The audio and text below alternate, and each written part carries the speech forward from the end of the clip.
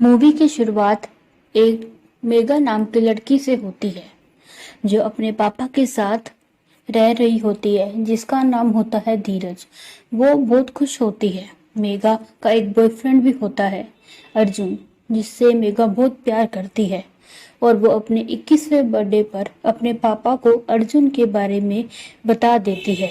Mega की life में सब कुछ सही चल रहा होता है, पर अचानक उसकी खुशी को नजर लग जाती है, क्योंकि एक दिन मेगा के पापा अपने आप को हैंग कर लेते हैं, मतलब अपनी जान ले लेते हैं।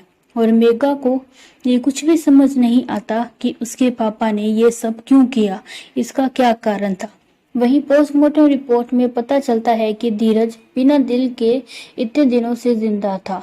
फिर अगले सीन में धीरज मतलब मेघा के पापा का अंतिम संस्कार हो रहा होता है, जहां हम देखते हैं कि धीरज का अंतिम संस्कार अच्छे से नहीं हो पाता और ना ही गंगा जल छिड़का जाता है।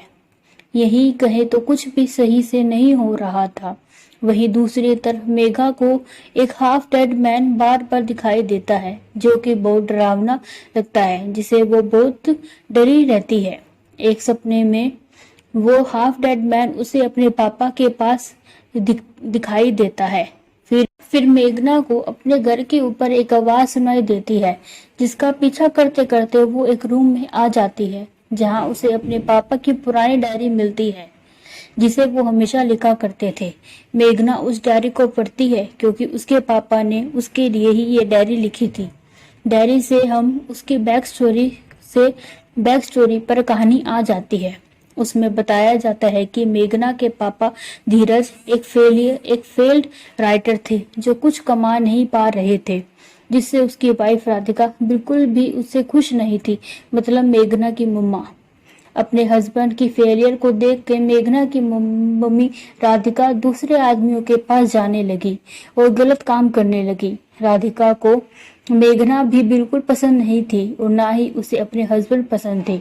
एक दिन राधिका अपने हस्बैंड धीरज को जहर दे के मारने की कोशिश करने लगी, पर वो बच गए। पर उस जहर के साइड इफेक्ट से धीरज को मिर्गी के दौरे पड़ने लगे। धीरज जैसे तैसे अपनी लाइफ जी रहा था। तभी एक दिन धीरज की वाइफ राधिका धीरज और मेघना को छोड़कर दूसरी शादी कर लेती है और एक रॉयल फैमिली में अपनी पसंदीदा जिंदगी जीने लगती है। अब धीरज और मेघना अकेले रह जाते हैं। धीरज दर्द में रहकर मेघना को बड़ी करता है, पर जब वो बड़ी हो जाती है और अपने आप को संभालने लगती है, तो धीरज अपने दर्द से मुक्त होने के लिए अपनी जान ले लेता है। और ये सब चीज की वजह मेघना की मम्मी होती है। सिर्फ उसी की वजह से ही मेघना और धीरज को इतना सब कुछ सहना पड़ता है। मेघना ये सब जानने के बाद बहुत गुस्सा हो जाती है और अपने पापा की चिता के सामने जोर जोर से रोने लगती है और अपने पापा को आवाज देने लगती है और कहती है कि वो अपने पापा का बदला जरूर लेगी। तभी उसके पापा धीरज की स्पिरिट उसके पास आती है। धीरज की स्पिरिट मेघना से कहती है कि वो बदला लेने की जिद छोड़ दे, पर मेघना नहीं मानती और वो अपने पापा के स्पिरिट को भी बदला लेने के लिए मना लेती है। फिर स्पिरिट कहती है कि राधिका से बदला लेने के लिए उसे राधिका के घर में जाना होगा और उसे अपने साथ रहना होगा। फिर मेघना वैसा ही करती है। मेघना अर्जुन को बिना बताए राधिका के घर चली जाती है, जहां राधिका अपने हस्बैंड शांतनु और 16 साल की बेटी के साथ रह रही होती है। के घर आने के बाद शांतनु मेघना का वेलकम करता है। शांतनु को पता होता है कि मेघना राधिका की पहली हस्बैंड की बेटी है। शांतनु राधिका को मेघना से मिलने को बुलाता है, पर राधिका मेघना को फेस करने को तैयार नहीं होती है, जिससे मेघना को बहुत बुरा लगता है और राधिका उसे मिलने नहीं आई। अब मेघना शांतनु को धीरज के बारे में बताती है और कहती है कि उसके पास रहने के लिए कोई भी जगह नहीं है, जिस पर शांतनु मेघना को वहीं रुकने को कहता है। अगले सीन में धीरज की स्पिरिट मेघना से कांटेक्ट करती है। जब भी धीरज मेघना से बात करता है तब मेघना को भी मिल्की के दौरे पड़ते हैं। धीरज मेघना को बताता है कि वो राधिका के घर में नहीं आ सकता क्योंकि राधिका के घर में अखंड ज्योति जल रही है और यहाँ भगवान का प्रभाव बहुत ज्यादा है, इसलिए मेघना को अखंड ज्योति को बुझाना पड़ेगा। ज्योति बुझाने के बाद ही धीरज की स्पिरिट घर के अंदर आ जाती है। पर यहाँ पर हमें यह भी पता लगता है कि धीरज की स्पिरिट को हाफ डेड मैन ने भेजा था, पर यह बात समझ नहीं आ रही थी कि हाफ डेड मैन का धीरज और राधिका से क्या कनेक्शन था, क्योंकि धीरज मेघना के साथ मिलकर राधिका से बदला ले सकता था। ये बात हमें आगे पता चलेगी। अब जबकि धीरज की स्पिरिट घर में आ चुकी होती है तो वो अब राधिका को हॉन्ट करने लगती है, जिससे वो थोड़ी परेशान रहने लगती है। अगली सुबह राधिका और मेघना ब्रेकफास्ट टेबल पर मिलते हैं, पर राधिका अभी भी मेघना को इग्नोर कर देती है, जिससे मेघना रोते हुए घर से बाहर आ जाती है, जहां उसे अर्जुन मिल जाता है, जिससे वो ढूंढते हुए वहां आ जाता है। मेघना अर्जुन से कहती है कि वो अपनी माँ से मिलने आई थी, पर वो बहुत ही बुरी माँ है। फिर वो दोनों अर्जुन के होटल रूम में जाते हैं, थोड़ा टाइम स्पेंड करते हैं। रात में फिर से मेघना के ड्रीम में धीरज की स्पिरिट मेघना से बात करने आती है और कहती है कि क्या वो ऐसे अपना बदला लेगी।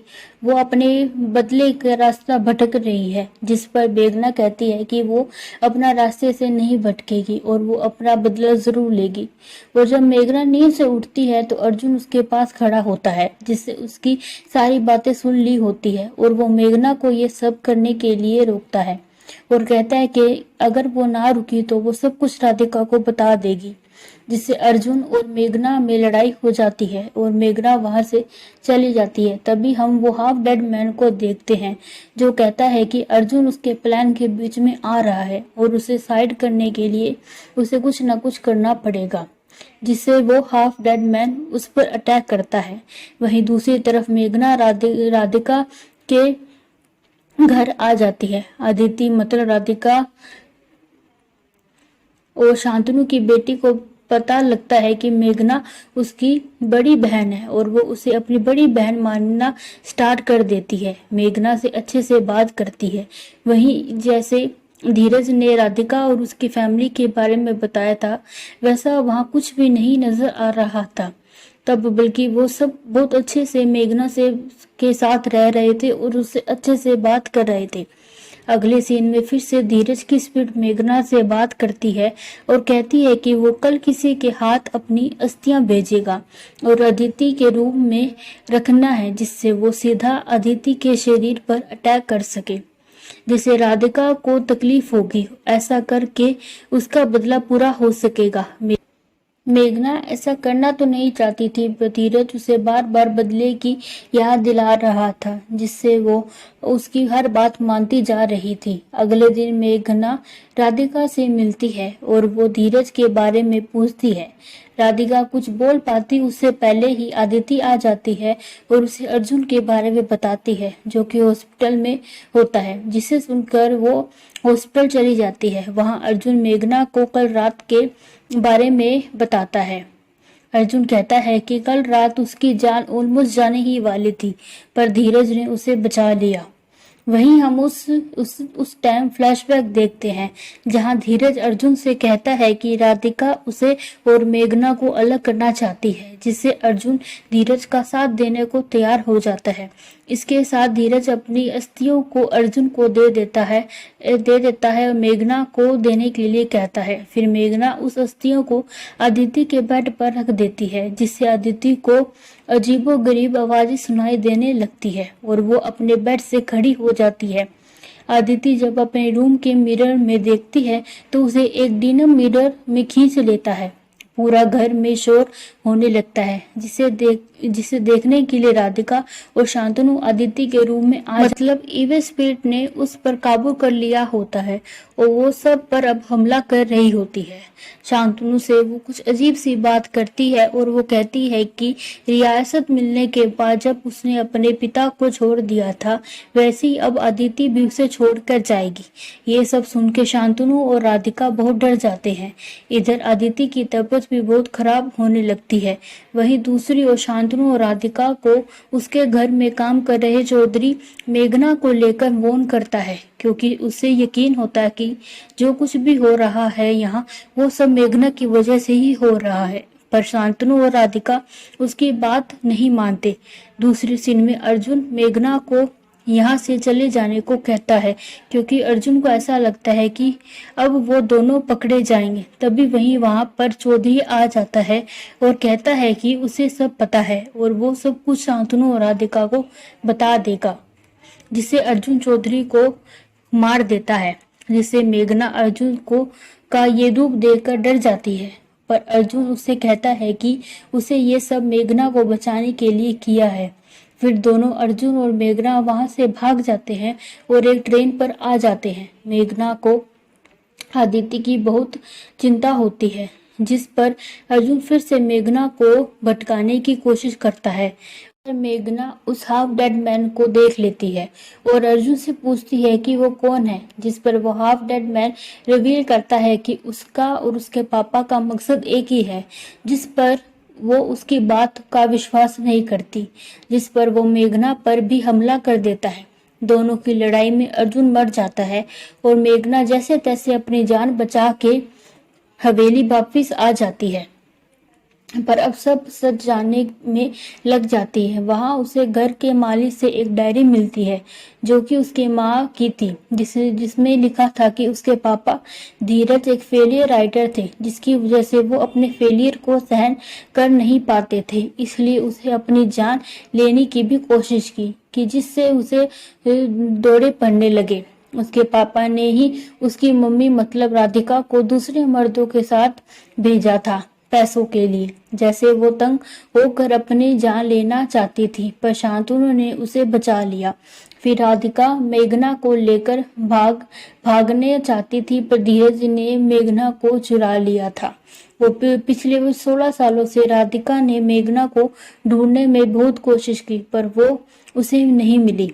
अब सब सच जानने के बाद मेघना को बहुत बुरा लगता है और वो अपनी बहन को बचाने का फैसला करती है और सारा सच राधिका और शांतनु को बता देती है, जिससे वो दोनों बहुत गुस्सा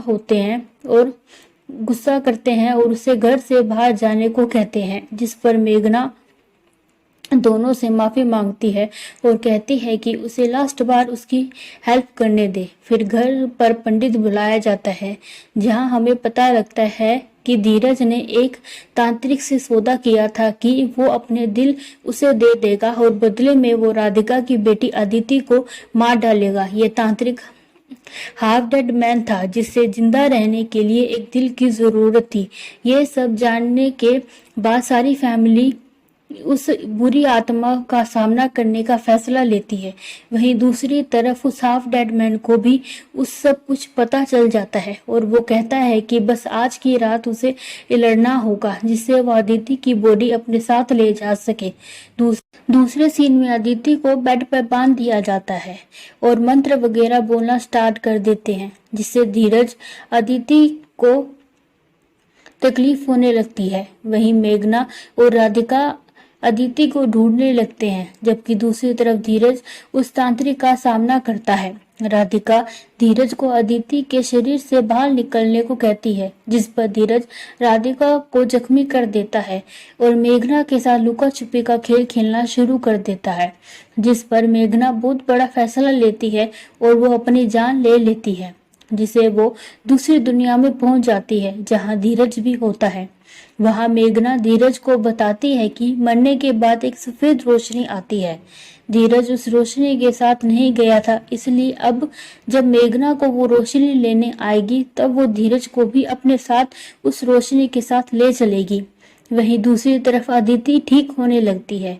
जैसे ही वो रोशनी उन दोनों को लेने आती है, पीछे से अर्जुन मेघना का पैर पकड़ लेता है और उसे रोक लेता है और कहता है कि अभी तुम्हारा टाइम नहीं आया है उस रोशनी के साथ जाने का, अभी तुम्हें तुम्हारी अपनी लाइफ जीनी है।